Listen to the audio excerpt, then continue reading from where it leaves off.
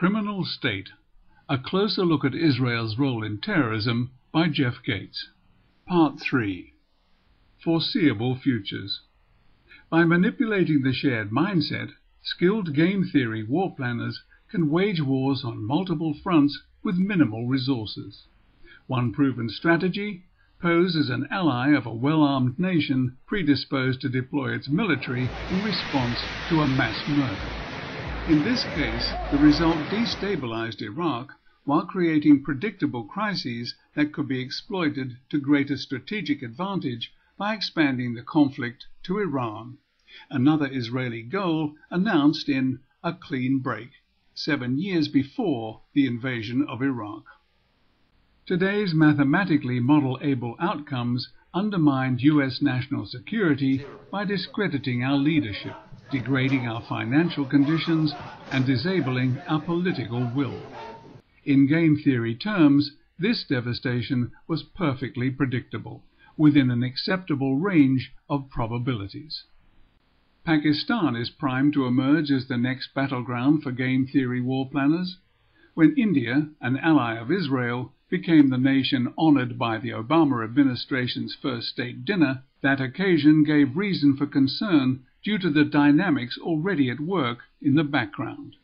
In the asymmetry that typifies modern warfare, those who are few in number have no alternative when pursuing an expansionist agenda but to wage their wars by way of deception. To maintain its perceived status as a perennial victim, Israeli aggression must proceed non-transparently. Its only option is to operate with duplicitous means, including leveraging the power of its insider influence to advance an agenda from the shadows. Thus, the strategic necessity that this extremist enclave befriend the U.S. with the intent to betray that friendship to advance its geopolitical goals. Thus, the strategic need to create a relationship of trust with a post-World War II superpower in order to defraud us. How else could colonial Zionists wage their wars except with our military? How else could Jewish nationalists induce our aggression absent the widely shared belief that Israel is not an aggressor but a victim? Winning wars from the inside out. Game theory war planners manipulate the shared mental environment by shaping the perceptions and impressions that become consensus opinions. With a combination of well-timed crises, fixed intelligence, and a complicit media, policymakers can be induced to support a predetermined agenda, not because lawmakers are evildoers, but because the public mindset has been preconditioned to respond to manipulated thoughts, emotions, and beliefs. Without the mass murder of 9/11, would America's credibility be in tatters and its creditworthiness in jeopardy? By steadily displacing facts with false beliefs, those duplicitous few within the few amplify the impact of their deceit, and by their steady focus on the mental environment, their game theory war planners can defeat an opponent with vastly superior resources. Today's intelligence wars are waged in plain sight and under the cover of shared beliefs. By manipulating consensus opinion, PSYOPs wars can be won from the inside out by inducing a targeted populace to freely choose the very forces that imperil their freedom. Thus, in the information age, the power wielded by those with outsized influence in media, popular culture, think tanks, academia, and politics is disproportionate. In each of these critical domains, Zionist influence is pervasive, not only in the US, but also in other nations, induced to war on false pretenses. Germany offers a case study in manipulation of the public mindset in plain sight and under the banner of a free press. In 2003, Zionist media mogul Haim Saban acquired the second-largest media conglomerate in Germany. Why? Saban investment banker Steve Ratner explained his client's motivation: because Germany is important to Israel. Or, as Saban concedes, I have only one issue, and that issue is Israel. By 2005, Saban had succeeded in electing Angela Merkel as German Chancellor. She quickly became the European Union's most reliable and forceful advocate for Israel. By November 2009, she was prepared to sponsor, in Berlin, an unprecedented joint session of the German and Israeli governments. Following his political success in Germany, Saban acquired in 2007 a controlling interest in Univision, a Latino-focused network serving the fastest-growing voting bloc in the US. Media manipulation serves as an essential force multiplier to wage intelligence wars from the periphery, or, as with Chaim Saban, in plain sight. At the operational core of such psyops are game theory war planners, skilled at personality profiling and masterful at anticipating responses to stage provocations and then incorporating those responses into their arsenals. In the case of Iraq, our mathematically foreseeable response to 9/11 led, in practical effect, to Israel's deployment of our military to invade Iraq. For aggressors adept at psyops warfare, facts are only an inconvenience to be overcome when waging war by way of deception.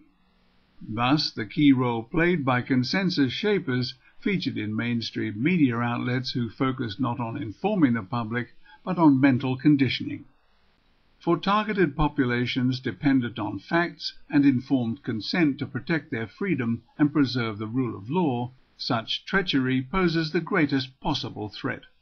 Yet, even now, many Americans believe that Israel is not an aggressor, but a victim, and even an ally, despite facts confirming a multi-decade pattern of expansionist nationalism and geopolitical deception. Adhering to an enemy. The US is far less secure than before 9/11.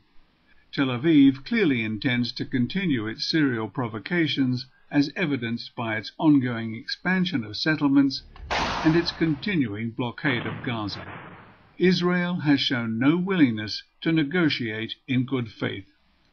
With few exceptions, Barack Obama has named as senior advisors either Zionists or those known to be strongly pro-Israel. The greatest threat to world peace is not Islam. The most fundamental threat that underlies all others is our special relationship with a skilled agent provocateur. Without US support for an enclave of nuclear-armed religious extremists, the common source of this threat could long ago have been identified and steps taken to ensure its containment. In the same way that lengthy pre-staging was required to induce the US to invade Iraq, a similar strategy is now underway to persuade the US to invade Iran or support an attack by Israel.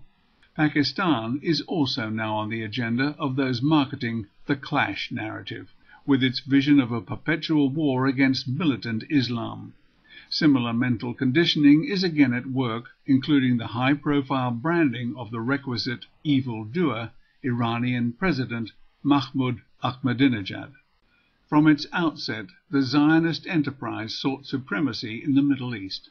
To date, its alliance with the US has enabled the deployment of American military might in pursuit of goals set by Jewish nationalists more than a half-century before a Christian Zionist US president was induced to extend nation-state recognition.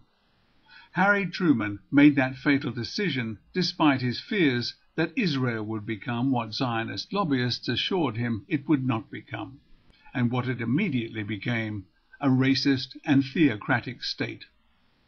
Only one nation had the means, motive, opportunity, and stable nation-state intelligence required to take the US to war in the Middle East while making it appear that Islam, not Israel, is the problem. When a long-deceived American public, especially the US military, grasps the common source of this devastating duplicity, the response will shift the geopolitical landscape. The facts suggest that sympathy for Israel is not among the probable reactions. If Barack Obama continues to cater to these extremists, this Nobel Peace Laureate can rightly be blamed when the next attack features the usual orgy of evidence pointing to a pre-staged evildoer. Should another mass murder occur, That incident may well be traceable to the US-Israeli relationship and to the failure of our policymakers to protect America and world peace from this enemy within.